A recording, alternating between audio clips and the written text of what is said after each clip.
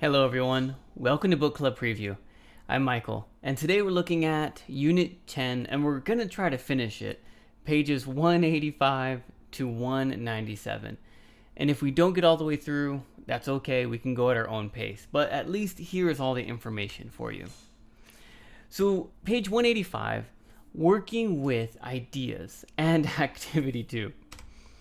So, the first one is, when you're brainstorming or thinking about what to write about with a narrative paragraph, it's often easiest to start from a memory or an experience, which is an experience is a memory, but the purpose of sharing it is a little bit different, right?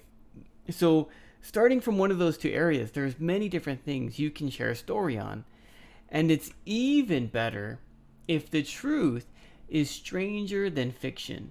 And in the book, it talks about how sometimes there are things that are true, but we can't believe them. It sounds so strange. Really? That really happened? You're not lying? Because it sounds like it's a story. And if you have a memory or experience that's like that is true, but it sounds false, it sounds like a story, that's even better. And maybe we can do some research and look at some funny ones together of some true things that happened but sound like they were fake. Activity 2 here is pretty basic. It says, look at these different titles, and there are 6 of them.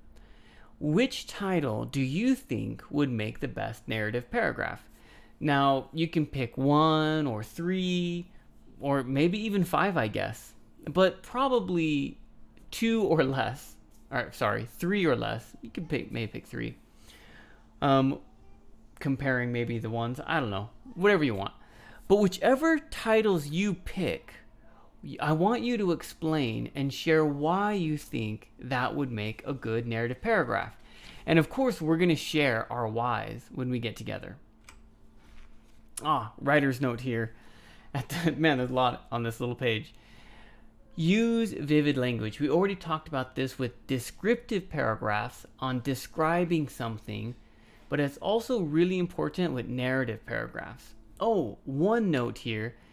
Narrative paragraphs are usually longer than the other style paragraphs. Not always, but it's just easier to fit a story into one paragraph or to go a little deeper into a story and share some extra details, because it's easier for us to read stories.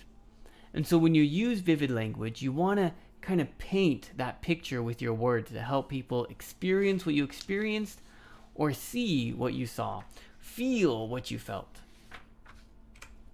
Vivid means easy to see, bright, shiny, or strong in your memory, or in a way that you can see it in its description. So use vivid language. Activity 3, sequencing sentence. We've done this plenty of times. Read the sentences. I think there's like 8 of them. Put them in the correct order.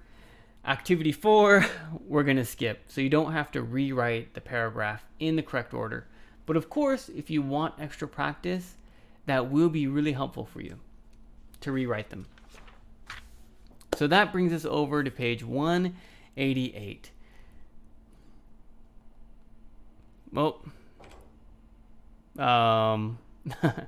Verb consistency and language focus. I forgot to change the activity. No, that's right. But it's identifying verbs. Okay. When we're writing a paragraph, we've talked about this, being consistent with your verbs. But in narrative stories, because it's usually the past, we're usually using past tense verbs, simple past tense or past progressive. Past progressive is like was writing, was hiking. It's in the past, but it's showing some progression in the past. And simple past, of course, is like wrote, ran, things like that. In your paragraph, you want to be consistent with your verb. Being in the past. All of them should be in the past. You can use past progressive and past simple together, but past progressive is probably more of a unique, you use it in more unique situations than simple past tense. So please be careful. Make sure your verbs are consistent. So activity 5, read the paragraph. Cool, no problem. We can read it easily. Now, I didn't have the other one there. Circle all the verbs in the paragraph. Okay, the first three are done for us. Knew, was, gathered. But there are plenty more of verbs in this paragraph. Circle all of them. Some of the verbs will be simple past. Well, most of the verbs will be simple past. Some of them will be simple progressive. Okay, look at which ones are simple progressive. And then this is question 2 here. How a few verbs are not past tense. Can you explain why this is? Why did the writer use simple progressive? Okay, that one's a little hard to think about and answer, but do your best to answer that. I love this paragraph. It's such a funny story. Activity 6, correcting verb tenses. All right, now we can practice some editing. First, read the paragraph. Got it, no problem. As you're reading it, you're going to find incorrect verbs. Maybe they're the wrong tense, or maybe it's like should be simple, but it's simple past, something like that. You need to correct the verbs to make them correct, and you can use either simple or simple past in the sentence. You have to decide which one would be better. Activity 7, editing narrative paragraphs, and this is going to take us a few pages. A teacher read these paragraphs and wrote 5 comments. Okay, we can read these comments. Now there are 5 paragraphs, and it's your job to match the teacher comments with the paragraph that needs that comment. For example, number 1, your first sentence is too specific to be a topic sentence. Who is her? That's a hint. Paragraph should start with a her. Your topic sentence should tell the reader what the paragraph is going to be about. So as you're reading the paragraph, you want to find one that starts with a her, and that is too specific, right? It's not giving some background information and controlling the whole paragraph. It's giving too many details. So look at these and which one matches that. There's some funny stories in here too. And then that takes us to building better vocabulary, which you already know. Word association, circle the best word. And using collocations, circle the best word that fits in the blank.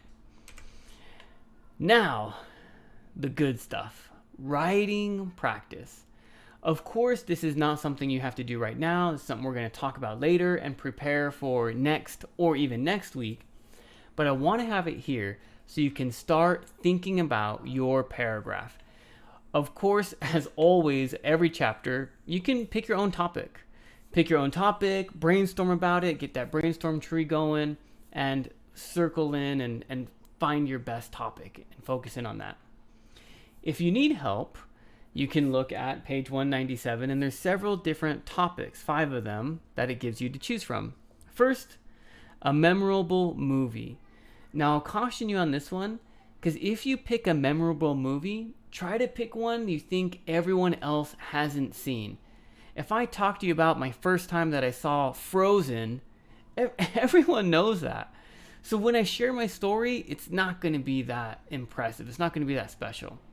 But if you pick a memorable movie that maybe a lot of people don't know about, then they'll generate curiosity and they'll want to know more. Number 2, create a fable. Man, this one sounds exciting. A fable is a story with some lesson in it. You think of Aesop's fables of different animals doing different things and learning a lesson through that. Number 3, here we go. Number 3, write about someone, could be you, getting out of trouble. Oh man, that's a fun one. How you got into trouble and you got out of trouble. Man, maybe with your mom, maybe with a teacher or a police officer or a principal, right? Store manager, something like that. Write about a lesson you learned. We already learned one, read about someone making a friend and swallowing their pride and talking to new people. And I learned a lesson, right? Have you ever had an experience where you learned something through that experience? Oh, now I see I should act like this or do this. And the last one here is write about a frightening experience, or happy or difficult. We can shift that around. But some strong experience, something that you have a really strong emotional tie to. Maybe, I remember when I was walking down the aisle to marry my wife. Man, I just felt, so proud. I could talk about one of the proudest moments in my life. This strong emotional experience of feeling like, I did it. Look at me. I am going to marry this woman. And just feeling so proud as I walked down the aisle. And I didn't know I would feel like that. I was actually pretty nervous. But when the wedding started and I started to walk down the aisle, suddenly I just, I felt so powerful and so strong. Right? I could write a paragraph about that, sharing that strong emotional experience. Or maybe one of my first fights with my wife. Ooh, that's a strong emotional experience. All those topics are there for you to choose, but try to pick one. Brainstorm on several. Pick the best one. Now, that is all the time that we have for today. But thank you so much for joining me for this episode of Book Club Preview. I'll see you soon. Bye-bye. Hey, if you have any questions about the video today, please feel free to leave a comment in the comment section. If you had any other vocabulary words that you wanted to know what they meant, let me know. And also, if you're interested in maybe joining one of these book clubs, please leave a comment and I'll get back to you. Thank you so much for watching. Bye-bye.